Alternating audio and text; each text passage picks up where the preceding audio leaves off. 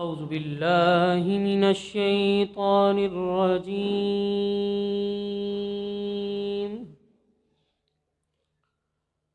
بسم الله الرحمن الرحيم.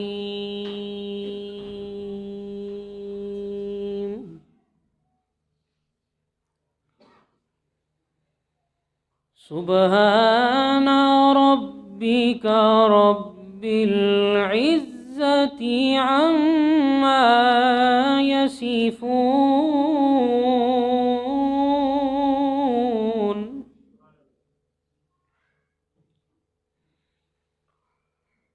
سبحان ربك رب العزة عما يصفون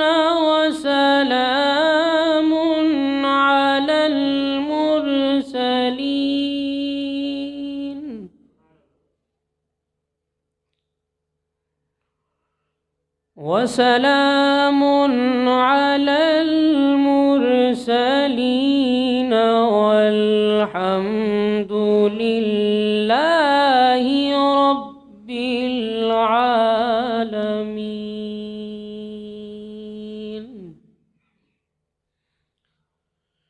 بسم الله الرحمن الرحيم.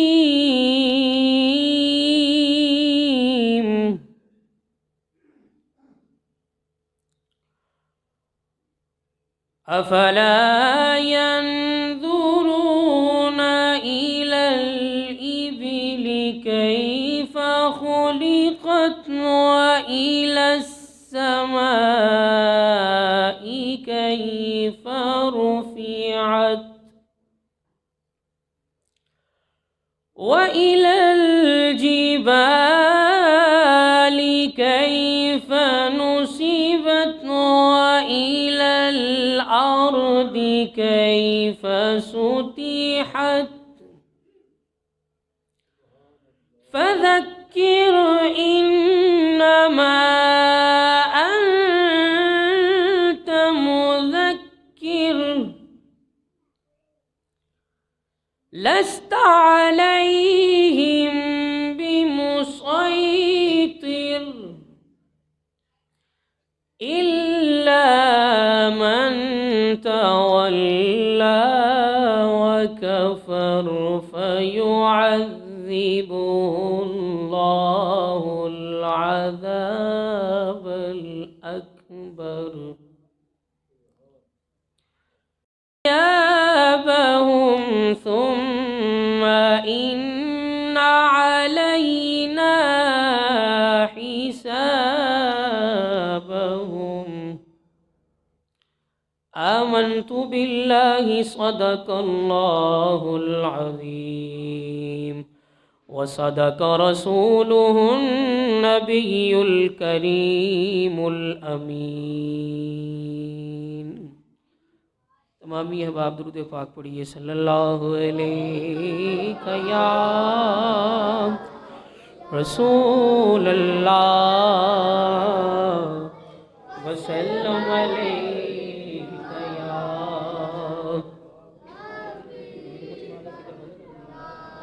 صلی اللہ علیہ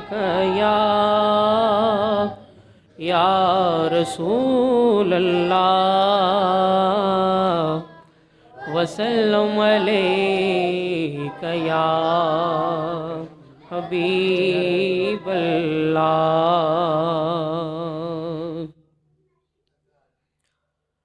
ہاں لو مدینے کی تجلی سے لگائے ہوئے ہیں.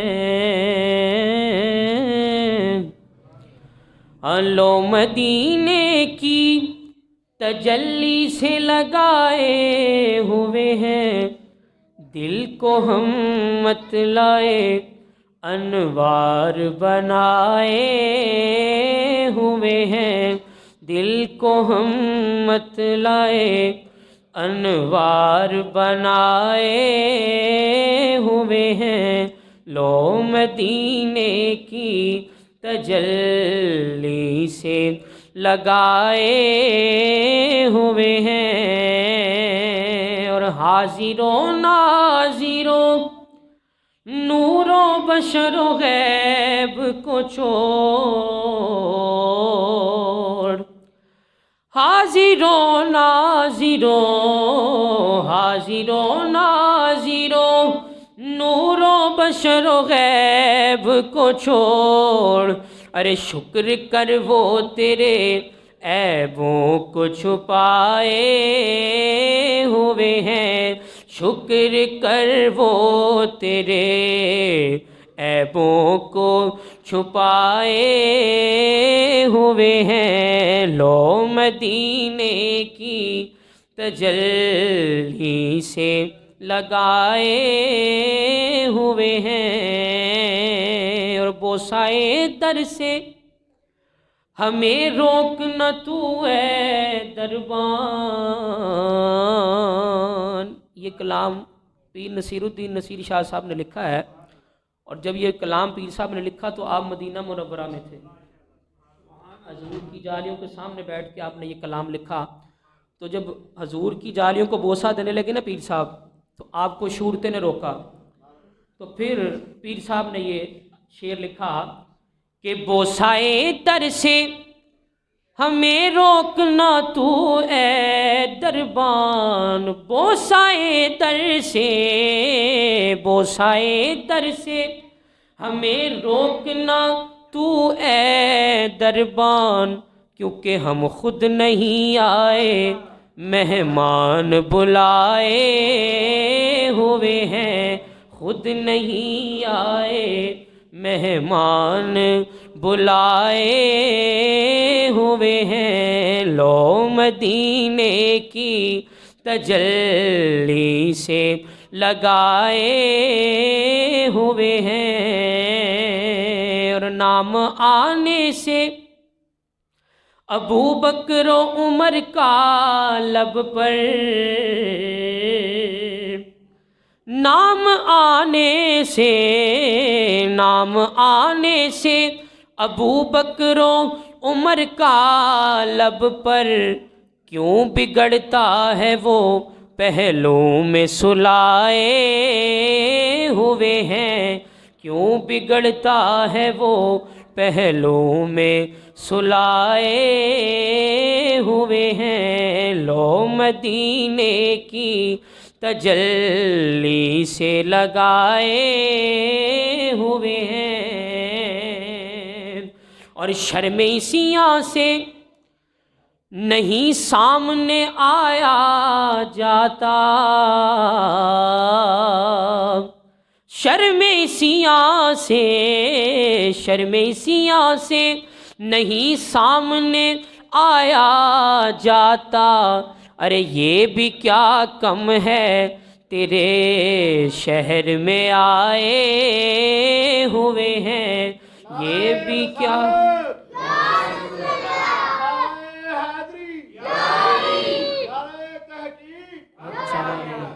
شرم سیاں سے نہیں سامنے آیا جاتا، یہ بھی کیا کم ہے تیرے شہر میں آئے ہوئے ہیں، یہ بھی کیا کم ہے تیرے شہر میں آئے ہوئے ہیں، اور پیر صاحب جب گنبد خضرا کے سامنے گئے تو پھر کیا اشعار لکھا کہ وَرَفَعْنَا لَكَ ذِكْرَكَ کا تصور لے کر،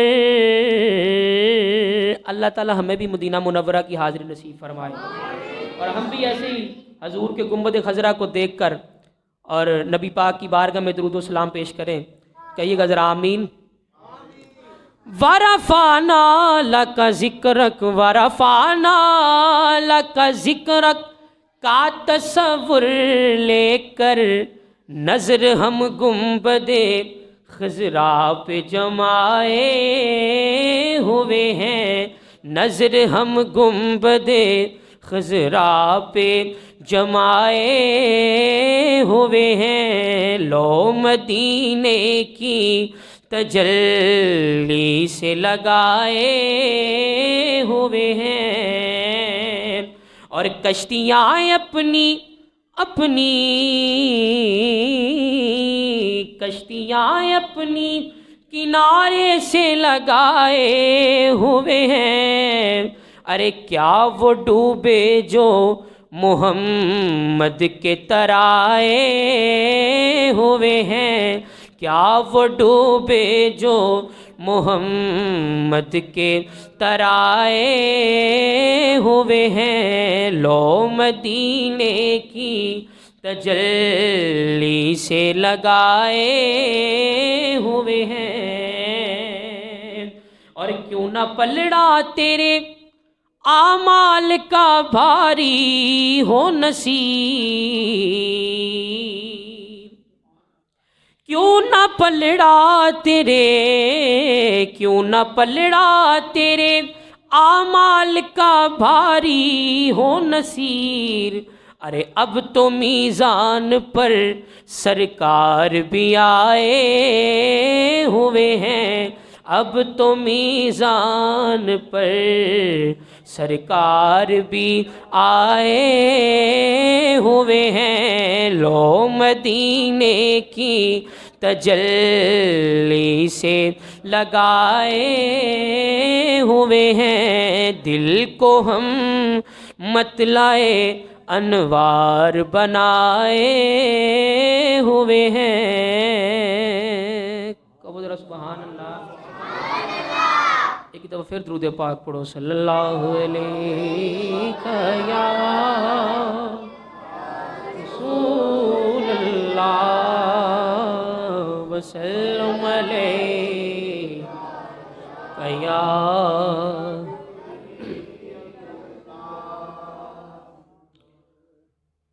ہاں کچھ تے حیاتی دا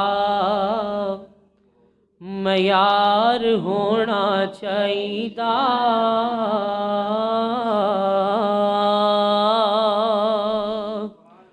کچھ تے حیاتی دا معیار ہونا چاہیدا،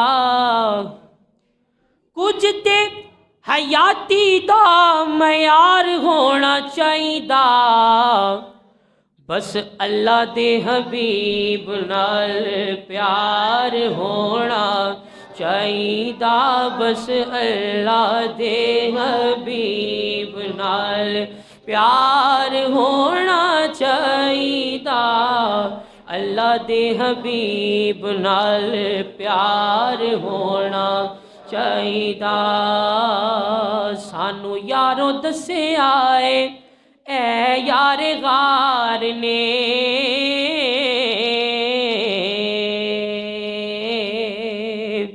سانو یاروں دسے آئے اے یار غار نے، سانو یاروں دسے آئے اے یار غار نے، کہ سب کچھ آقا تو نثار ہونا چاہیدا، سب کچھ آقا تو نثار ہونا، ہاں او کی زندگی جو سواری نہ جاوے، او کی زندگی جو سواری نہ جاوے، او کا دی دوا جے بیماری نہ جاوے، او کی زندگی جو سواری نہ جاوے، او کا دی دوا جے بیماری نہ جاوے، پراں پھوک چھڑ ایسی دولت نیازی، او جڑی آقا دینا تو واری نہ جاوے، سب کچھ آقا تو نثار ہونا چاہیدا، سب کچھ آقا تو نثار ہونا چاہیدا، اور حضرت صدیق دے اے دل دی تمنا سی،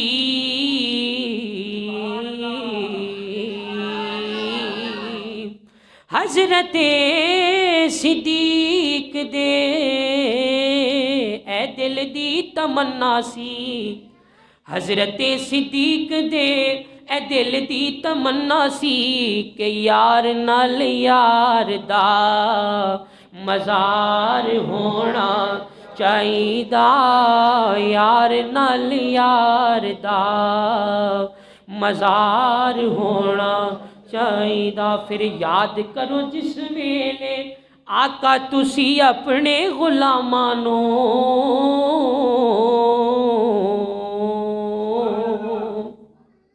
ਯਾਦ ਕਰੋ ਜਿਸ ਵੇਲੇ ਆਕਾ ਜੀ ਤੁਸੀਂ ਆਪਣੇ ਗੁਲਾਮਾਂ ਨੂੰ ਯਾਦ ਕਰੋ ਜਿਸ ਵੇਲੇ ਆਕਾ ਤੁਸੀਂ ਆਪਣੇ ਗੁਲਾਮਾਂ ਨੂੰ ਫਿਰ ਸਾਡਾ ਵੀ ਗੁਲਾਮਾਂ 'ਚ ਸ਼ੁਮਾਰ ਹੋਣਾ ਚਾਹੀਦਾ, ਸਾਡਾ ਵੀ ਗੁਲਾਮਾਂ 'ਚ ਸ਼ੁਮਾਰ ਹੋਣਾ ਚਾਹੀਦਾ, ਸਾਡਾ ਵੀ ਗੁਲਾਮਾਂ 'ਚ ਸ਼ੁਮਾਰ ਹੋਣਾ ਚਾਹੀਦਾ।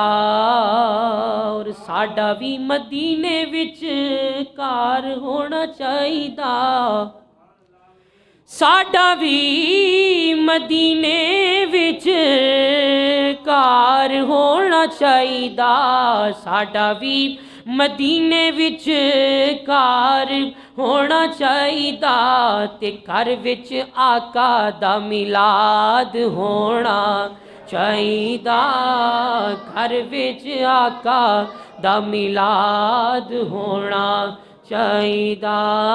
ਔਰ ਲਬਾਂ ਤੇ ਨਿਆਜ਼ੀ ਜਦੋਂ ਸਾਹ ਹੋਣ ਆਖਰੀ, ਨਿਆਜ਼ੀ ਸਾਹਿਬ ਕਹਿੰਦੇ ਨੇ ਮਰ ਤੇ ਜਾਣਾ ਹੀ ਹੈ, लेकिन हजूर आखिरी वाले करम नवाजी फरमा देना।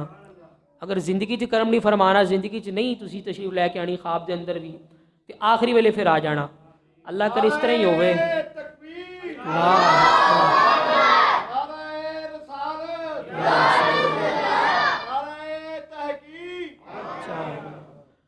ते आखिरी वक्त कहते ने बड़ा मुश्किल होंदा इंसान ते, लेकिन आओ हजूर दी बारगाह दी इल्तिजा करना है कि हजूर करम नवाजी फरमा देन।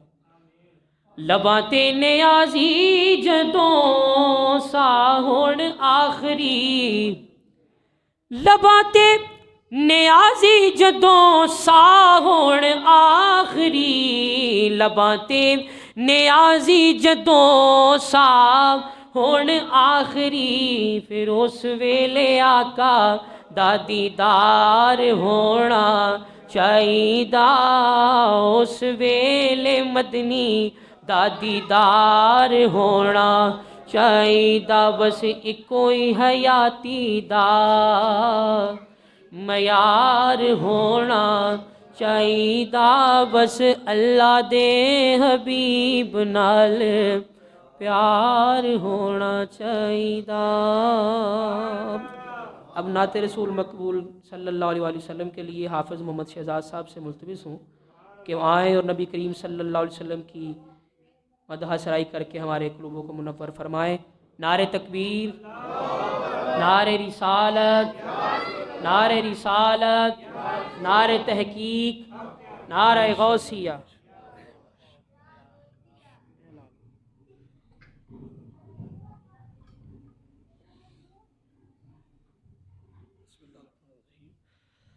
दोषी पढ़ लीजिए। सल्लल्लाहु अलैहि या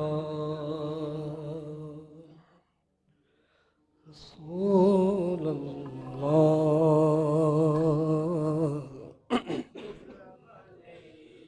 वसल्लम अलैका या, इसको जा रही है बस, ठीक है। फिर पढ़ लीजिए। सल्लल्लाहु अलैहि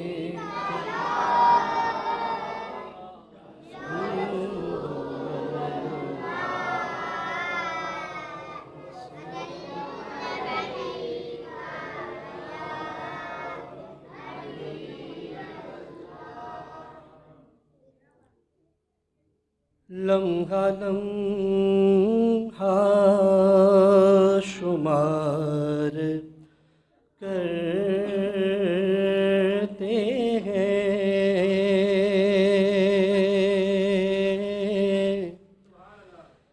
लम्हा लम्हा शुमार करते हैं, लम्हा लम्हा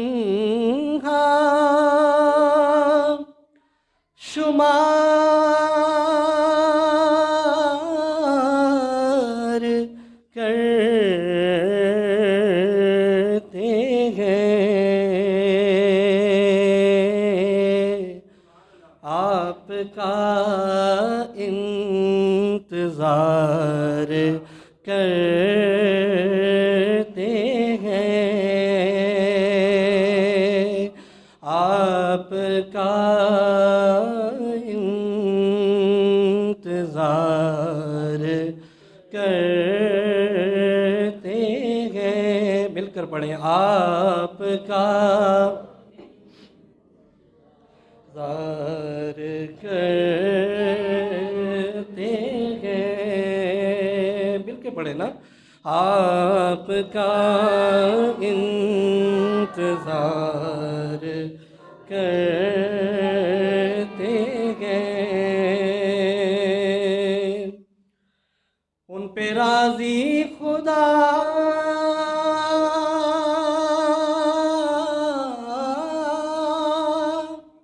کی ذات ہوئی، ان پہ راضی خدا کی ذات ہوئی، مصطفیٰ سے جو پیار کرتے ہیں، مصطفیٰ سے جو پیار کرتے ہیں، ان کے در کا فقیر ہوں، جن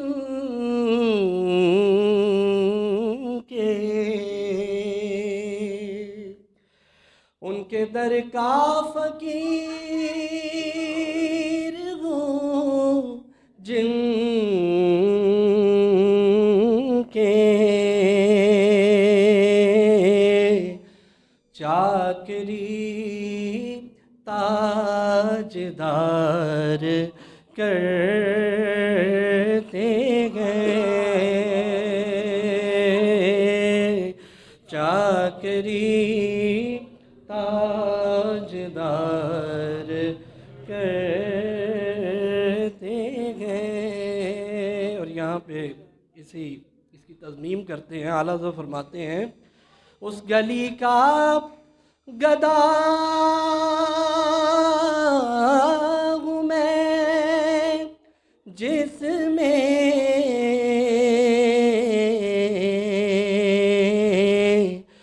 مانگتے تاجدار پھرتے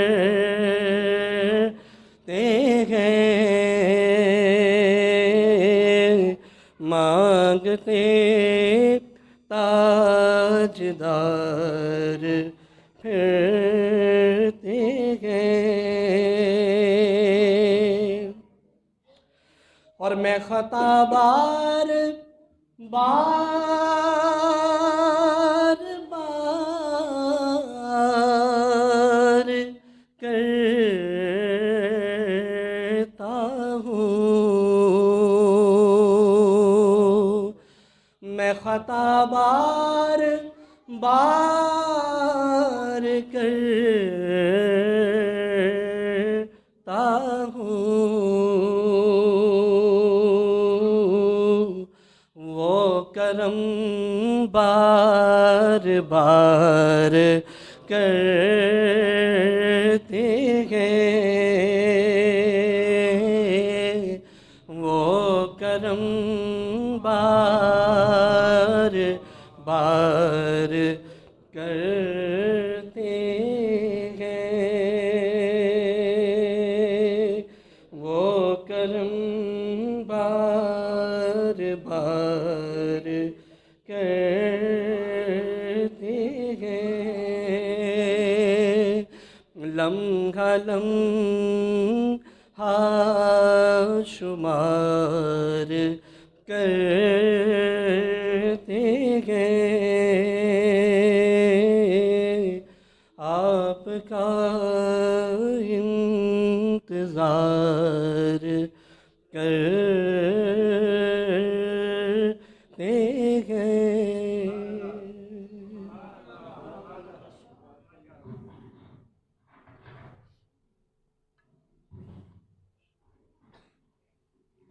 नारे तकबीर, नारे रिसालत, नारे रिसालत, नारे तहकीक, नारे गौसिया। आइए बिला तख़ीर दावत ख़िताब देने जा रहा हूँ। मैंने पहले भी अर्ज़ किया था कि आपकी जामा मस्जिद बिलाल में महफ़िल मिलाद मुस्तफ़ा का इनेकाद किया गया है, तो जहाँ तक मेरी आवाज़ जा रही है तमाम अहबाब शिरकत फरमा कर सवाब दारन हासिल करें। और अलामा साहब अब ख़िताब फरमाएँगे, तो जो अहबाब इस इंतज़ार में थे कि अलामा साहब ख़िताब फरमाए और हम मस्जिद में जाएँ, अलामा साहब ख़िताब शुरू करने लगे हैं। तमामी अहबाब जल्द से जल्द मस्जिद में तशरीफ़ ले आएँ। तो आइए बिला तख़ीर दावत ख़िताब हज़रत अल्लामा मौलाना मोहम्मद इश्तियाक साहब नईमी आपको दावत ख़िताब देता हूँ। उनकी आमद से पहले एक नारा लगाइए, नारे तकबीर, नारे तकबीर, नारे रिसालत, नारे रिसालत, नारे तहकीक, नारे हैदरी।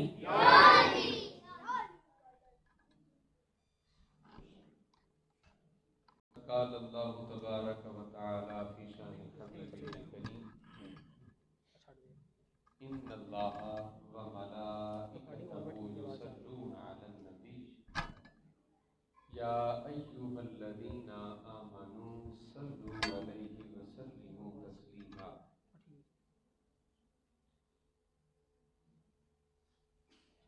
अस्सलातु वस्सलामु अलैका या सय्यदी या रसूलल्लाह व अला आलिका व अस्हाबिका या हबीबल्लाह। अस्सलातु वस्सलामु अलैका या सय्यदी या रसूलल्लाह व अला आलिका व अस्हाबिका या रहमतल लिल आलमीन। या साहिबल जमाली व या सय्यदल बशर मिन वजहिकल मुनीर लक़द नुज़िलल क़मर ला युमकिनु सनाउ कमा कान हक़्क़ुहु बअदल खुदा बुज़ुर्ग कोई हिस्सा मुख्तसर। गिरामी कदर मुअज़्ज़ज़ हाज़रीन व सामईन, अल्लाह जल्ल जलालुहु व अम्मा नवालुहु आज़म शानुहु व अतम्म बुरहानुहु की हम्द व सना और हुज़ूर कुर्नूर, सुरूर सीना, राहत क़ल्ब व जान, तस्कीन आशिकां, सरवरे सरवरां, शाह खूबां, अहमद मुज्तबा, हज़रत मुहम्मद मुस्तफ़ा अलैहि व अला आलिहि व अस्हाबिहि तहिय्यतु वस्सना के दरबार गौरबान में हदियतन, तोहफ़तन, नजराना, हकीराना, फ़कीराना दुरूद व सलाम पेश करने के बाद, अज़ीज़ाने गिरामी कद्र, आज की ये महफ़िल महबूब सुबहानी, क़िंदील नूरानी, शाहबाज़ ला मकानी, गौसुस समदानी, हुज़ूर अश-शैख़ अब्दुल क़ादिर जीलानी बगदादी रज़ियल्लाहु अन्हु के इसाले सवाब के लिए सालाना उर्स पाक के तक़रीब के उन्वान से इनेकाद पज़ीर है। दोस्तों ने एहतमाम किया है ताकि आज की इस मजलिस में हम हुज़ूर शेख अब्दुल कादिर जीलानी का तज़किरा करें, आपकी सीरत, आपके किरदार, आपकी तालीमात को जाने और आपके तरीके पर अमल करते हुए हम भी अल्लाह सुब्हानहू व तआला के महबूब और बरगज़ीदा लोगों में शामिल हो जाएं। آپ رحمتullah علیہ کا تعارف میں جمعۃ المبارک کا عرض کر چکا ہوں. ابھی اس مجلس میں آپ کی تعلیمات اور آپ کی سیرت و کردار میں سے چند ایک مثالیں اب آپ کی خدمت میں عرض کر رہا ہوں. حضور شیخ عبد القادر جیلانی رضی اللہ تعالی عنہ کو اللہ سبحانہ و تعالی نے جو شان اور عظمت عطا فرمائی ہے، کوئی بھی ولی درجہ ولایت تک نہیں جا سکتا جب تک کہ وہ نبی رحمت شفیع اعظم نور مجسم صلی اللہ علیہ وسلم کے مکمل طور پر آپ کی مطابقت کو، آپ کی اتباع کو اور آپ کی پیروی کو حاصل نہیں کر لیتا. اگر کوئی شخص سنت مطہرہ کا تارک رہے، اس کا عمل سید العالمین کے عمل کے خلاف رہے اور پھر بھی وہ دعویٰ ولایت کرے تو کذاب ہے، جھوٹا ہے. اس وقت تک کبھی بھی ولایت کا دروازہ اس کے لیے واہ نہیں ہو سکتا جب تک کہ وہ سید العالمین علیہ السلام کی مکمل طور پر تابعداری اور اتباع کو اختیار نہیں کر لیتا ہے، حاصل نہیں کر لیتا ہے. تو عزیزان گرامی قدر، حضور شیخ عبد القادر جیلانی کے سیرت میں سے جو ہمارے لیے تعلیم ہے وہ یہ کہ ان کی پوری زندگی نبی رحمت صلی اللہ علیہ وسلم کی مطابقت میں اور آپ کی پیروی میں اور سنت مطہرہ کے سانچے میں ڈھلی ہوئی. کوئی عمل شیخ عبد القادر جیلانی کا نبی رحمت صلی اللہ علیہ وسلم کی سنت مطہرہ کے خلاف نہیں تھا، اس کے برعکس نہیں تھا، بالکل موافقت میں، حضور سید العالمین علیہ السلام کی موافقت میں. اور جیسے اخلاق جناب سید العالمین علیہ السلام کے ہیں، اس کے عکس میں، اس کے سائے میں، اس کی روشنی میں، اس کے نور میں، اس کی پیروی میں جناب شیخ عبد القادر جیلانی رضی اللہ تعالیٰ عنہ کی تمام حیات گزری. اس سے بالکل بھی آپ ہٹے ہوئے نہیں ہیں، کیونکہ شرط ہے کہ آپ علیہ السلام کی مطابقت کو اختیار کیے بغیر کبھی بھی درجہ ولایت حاصل نہیں ہو سکتا. کسی صورت بھی بندہ اس درجے اور اس مقام کو نہیں پا سکتا ہے.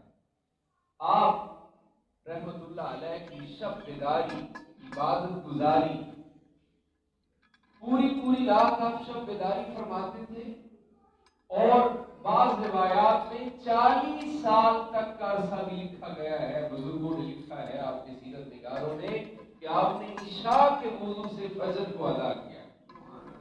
عشاء کے وضو سے آپ نے فجر کو ادا کیا، یعنی پوری رات آپ کا وضو رہے اور پوری رات آپ نے شب بیداری کی ہے اور ساری رات آپ اللہ کی عبادت میں مشغول رہے. اور آپ کا معمول تھا کہ رات بھر میں ختم قرآن کرتے تھے، رات بھر میں آپ قرآن مجید کی تلاوت مکمل فرما لیتے تھے. تو پوری رات آپ عبادت سے رہتے اور پوری رات شب بیداری کرتے. اور اس حوالے سے آپ نے جو تعلیم دی ہے، آپ نے فرمایا کہ جب تک فرائض پہ پابندی نہ کی جائے، جب تک فرائض پہ پابندی نہ کی جائے، اس وقت تک سنتوں میں ملوث ہونا، مشغول ہونا فائدہ نہیں دے گا. بندہ فرائض کا تارک رہے اور سنت کے پیچھے بھاگتا رہے تو اس وقت تک سنت فائدہ نہیں دے گی جب تک کہ فرائض کی پابندی نہیں کرتا ہے. اور جب تک سنت مطہرہ کا پابند نہ ہو جائے اس وقت تک اس کو مستحبات اور مباحات فائدہ نہیں دیتے. اور ہمارا پیران پیر شیخ عبد القادر جیلانی کے ماننے والوں کا جو حال ہے وہ اس حال کے بالکل برعکس ہے. فرائض کی ہم پرواہ نہیں کرتے، فرائض کی طرف توجہ نہیں دیتے ہیں اور سنت کی طرف بھی رغبت نہیں رکھتے ہیں، اور جو چیزیں مباحات ہیں ان کو ہم نے لازمی رکھا ہوا ہے. جو دین میں مباحات ہیں، جو غیر ضروری چیزیں ہیں ان کو ہم نے ضروری مان لیا ہے اپنے لیے، اور آپ نے باقاعدہ طور پر یہ تعلیم دی، حکم دیا آپ نے کہ جب تک کوئی فرض میں مکمل طور پہ پابند نہ ہو جائے، فرائض کا سنت میں نہ جائے، کیونکہ اس کو فائدہ نہیں دے گی، اور جو بندہ سنت کا تارک ہے اس کو کبھی بھی مستحبات فائدہ نہیں دیں گے۔ تو اب آپ کا طریقہ کیا تھا؟ آپ کا طریقہ یہ تھا کہ فرائض کی پابندی، اس کے ساتھ سنت مطہرہ کا التزام، اور پھر آپ مباحات کو بھی نہیں چھوڑتے تھے، مباحات کو بھی، آپ مستحبات کو بھی نہیں چھوڑتے تھے، ان پر بھی عمل پیرا رہتے تھے۔ اور آپ کی طہارت کا حال یہ تھا کہ جب بھی آپ کا وضو ختم ہو جاتا، جب بھی وضو ختم ہوتا آپ فوراً وضو فرما لیتے، اور جب بھی آپ وضو فرماتے تو آپ 2 رکعت نماز تحیۃ الوضو کے ادا کر لیا کرتے، جب بھی وضو فرماتے تو تحیۃ الوضو کے آپ نوافل ادا کرتے۔ تو ان نوافل کو اپنے لیے لازم کر لیں، جب بھی وضو کریں اور وضو کرنے کے بعد 2 رکعت نماز نفل ادا کر لیں۔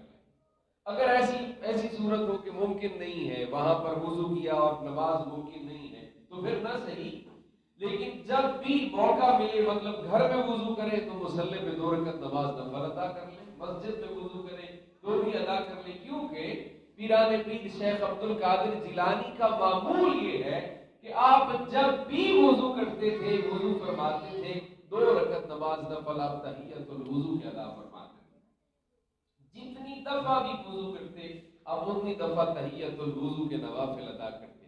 تو یہ ہے آپ کے، جس کے نوافل پر پابندی کا عالم یہ ہے، تو کوئی اندازہ کر سکتا ہے سنت کا کس قدر اہتمام کرتا ہوگا، اور جس کی سنت کا اہتمام ایسا ہوگا تو وہ نوافل، وہ فرائض کا بھلا کس طرح چھوڑ سکتا ہے، وہ فرائض میں کس طرح کوتاہی کر سکتا ہے۔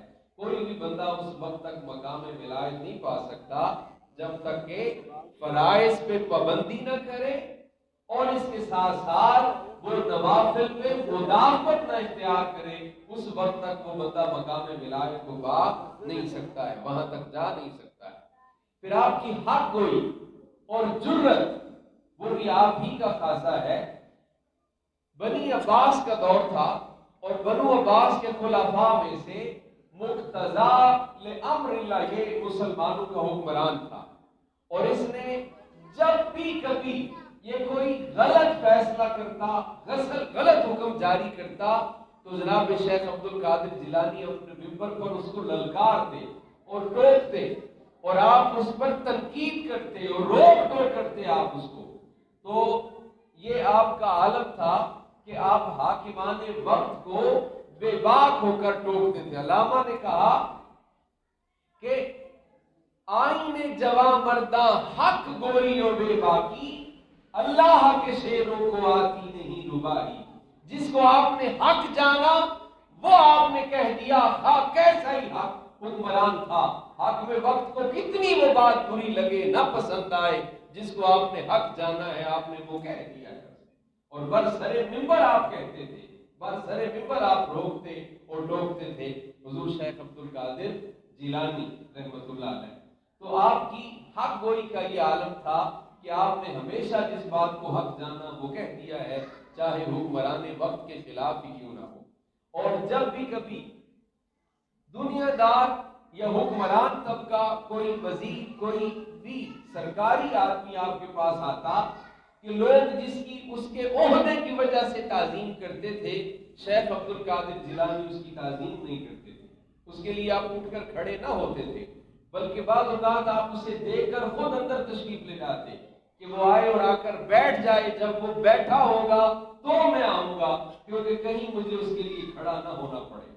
اور فقراء کے ساتھ، مساکین کے ساتھ آپ کا تعلق یہ ہوتا تھا کہ آپ ان کے لیے کھڑے بھی ہوتے، آپ ان سے مصافحہ بھی فرماتے، اور فقراء کو آپ گلے بھی لگاتے، اور آپ فرماتے کہ بااثر لوگوں کی تو ہر کوئی عزت کر لیتا ہے، ان فقیر لوگوں کی، فقراء کی ہر کوئی عزت نہیں کرتا ہے۔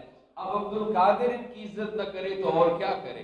تو آپ فقراء کے ساتھ آپ کا یہ معمول ہوتا تھا کہ آپ ان سے مصافحہ بھی فرماتے تھے، انہیں گلے بھی فرماتے اور ان کے لیے آپ کھڑے بھی ہو جایا کرتے تھے۔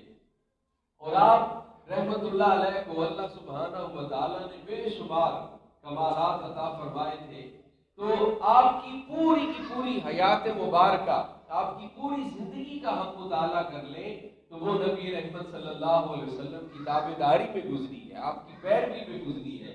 آپ علیہ السلام کے اخلاق حسنہ کا ایک مکمل مجسمہ اور نمونہ ہے جناب شیخ عبد القادر جیلانی۔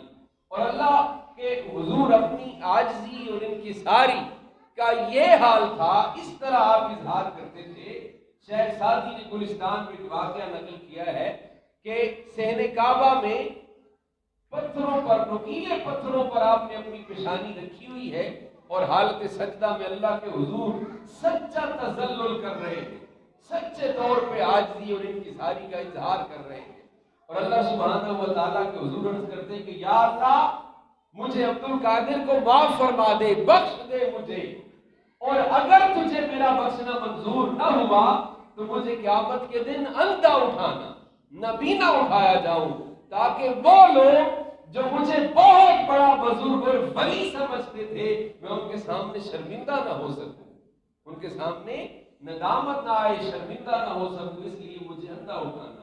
تو یہ آپ کا سچا تذلل ہے جو آپ کے ساتھ تعلق رکھنے والے مریدوں سے آپ تقاضا کرتے ہیں کہ ان کے اندر بھی یہ ساری کی ساری تعلیمات ہونی چاہیے جو شیخ عبد القادر جیلانی کے اندر تھی۔ تو آپ کے اسوہ پہ چلنا، آپ کی تعلیمات پہ چلنا، آپ کی سیرت کی پیروی کرنا، آپ کے رستے کے اوپر صدق کے دل سے چلنا، اور وہ تمام تعلیمات جو حضور شیخ عبد القادر جیلانی نے دی ہیں ان کی پیروی کرنا۔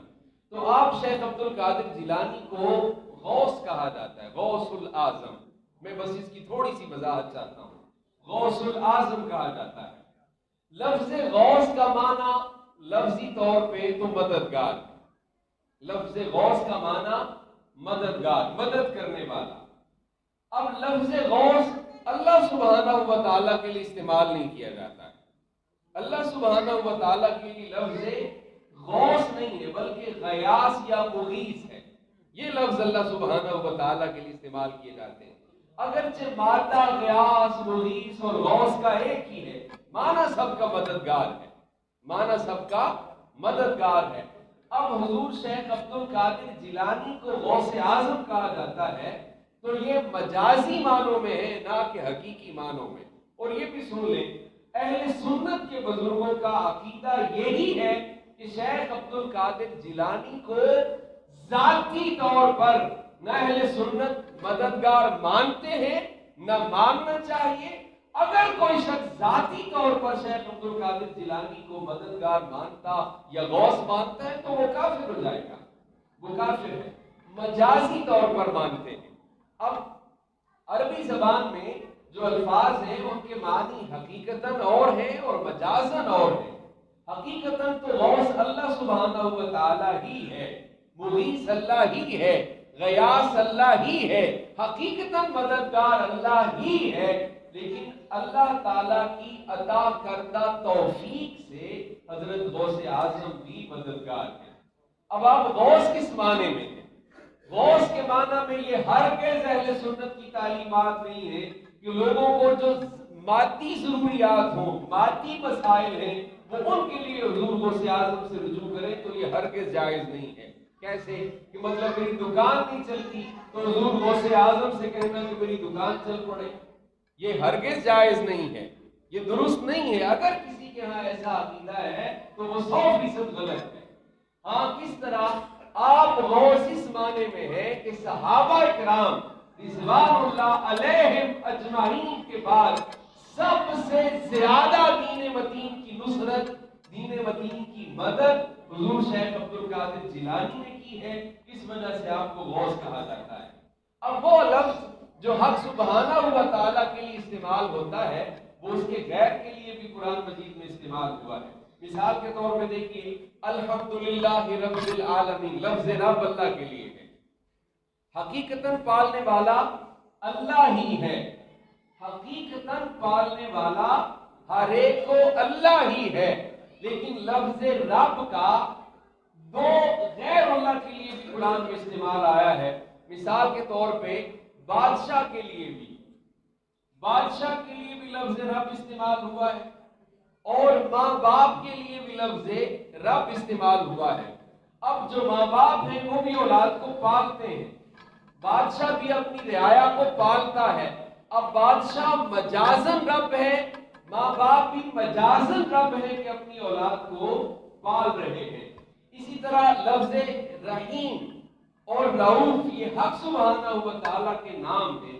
ان کو اللہ تعالیٰ نے قرآن مجید میں جناب رسالت باب کے لیے بھی استعمال فرمایا ہے.